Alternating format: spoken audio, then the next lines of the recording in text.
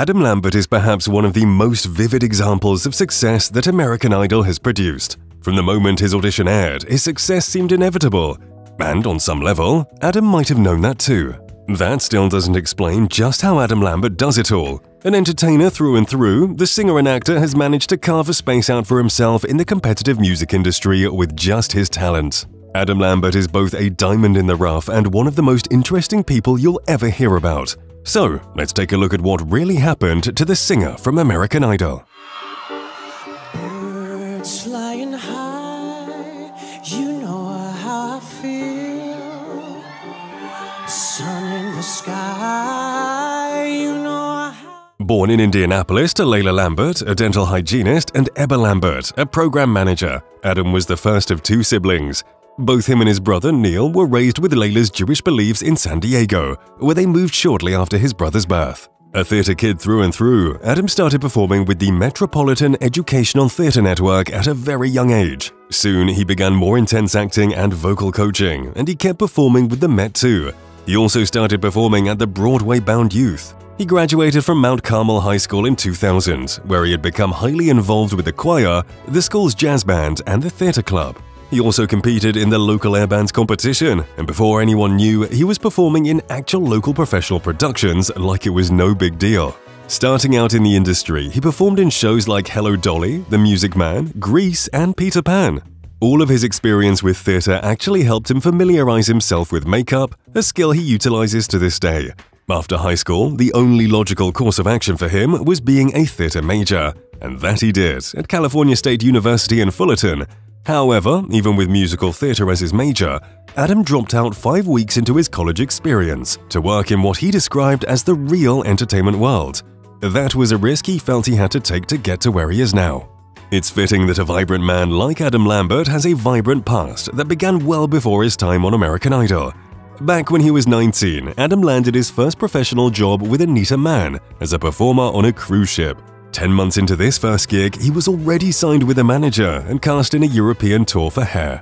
In 2004, he appeared in the Theatre Under the Stars production of Brigadoon, and then in a Pasadena Playhouse production of 110 in the Shade. He was also Joshua in the Kodaks' The Ten Commandments alongside Val Kilmer.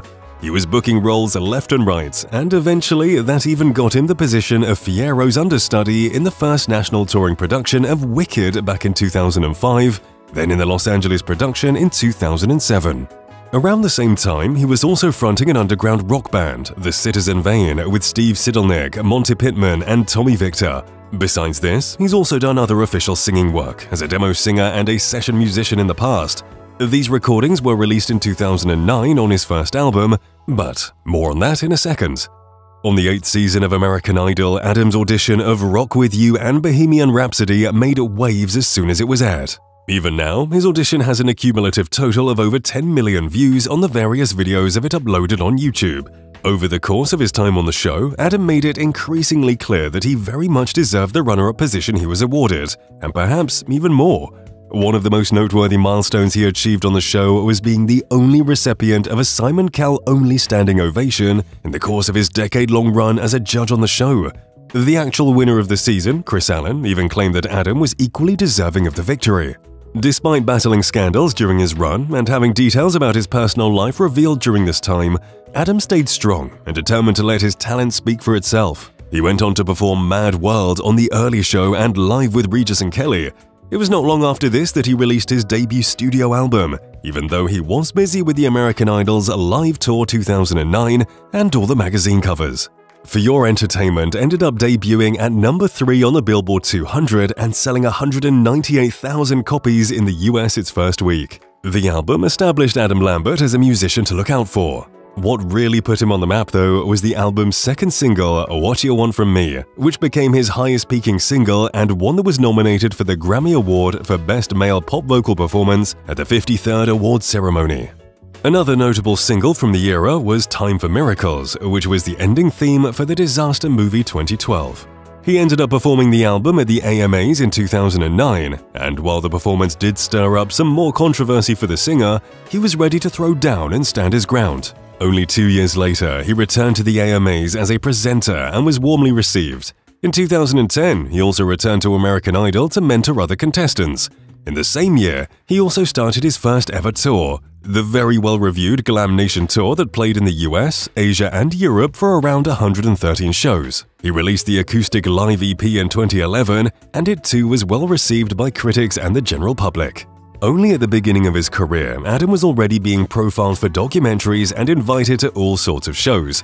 Here, though, he made a decision he's stuck to since. In November 2011, Adam Lambert joined Queen as the lead singer in place of Freddie Mercury at the MTV Europe Music Awards, though he was never officially a replacement out of respect for Freddie.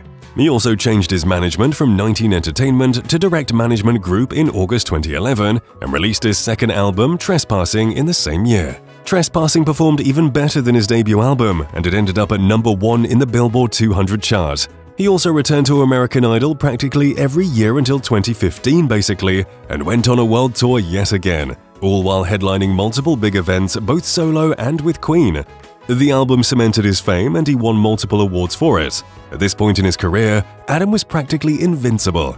With sold-out arenas and festivals to perform at, Adam and his band were booking gigs left and right. For a few years then, Adam went on as he was, releasing music, performing shows, living that celebrity life on his terms.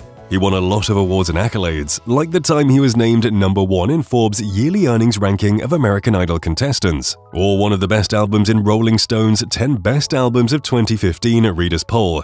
He also started parenting up with famous brands for endorsements and brand deals. In 2016, he partnered up with Macy, INC, International Concepts, and even Oreo, to list a few, just that year.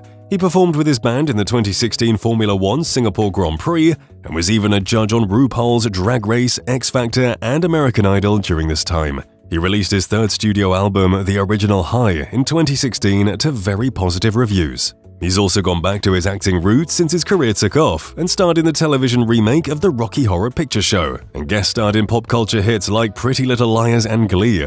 In 2019, he voiced a character and sung a few songs for Playmobil, the movie, and he released another song earlier this year.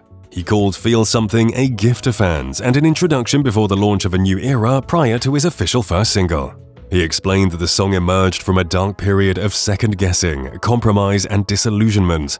While Adam had clearly been battling some personal demons, his professional career continued to thrive. On February 24, 2019, Queen was the first rock band to open the Oscars with an explosive performance of 2 classic Queen songs that had a standing ovation. The group also decided to make a 2-hour documentary, The Show Must Go On, The Queen plus Adam Lambert Story. In 2020, he released another album, Velvet, the singles of which he had started releasing the year prior. He also released a short film to support the album, which was received pretty well. He even returned to American Idol in 2019 once more to perform a duet with a contestant. He's also big on philanthropy, and in his long career he's made sure to participate in many charities and fundraisers for humanitarian causes. He also released his first ever album with Queen titled Queen plus Adam Lambert live around the world in 2020. This also meant touring with the band yet again, and he does not seem to have any plans to stop touring with them. Which brings us to now.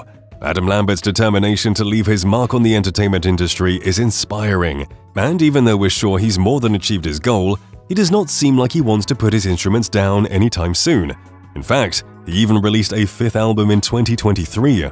High Drama was a collection of covers that debuted at #5 on the UK official charts. He's officially acclimatized to his theatre roots at this point and feels comfortable switching between being in a band, a terrific solo act, and a musical theatre actor whenever the need arises. Perhaps what's most impressive about recapping his journey is the fact that he's achieved so much since his time on American Idol that it's hard to fit it all in one video. And with the pace at which his ambitions keep growing, we have no choice but to accept more content from the entertainer whenever it drops.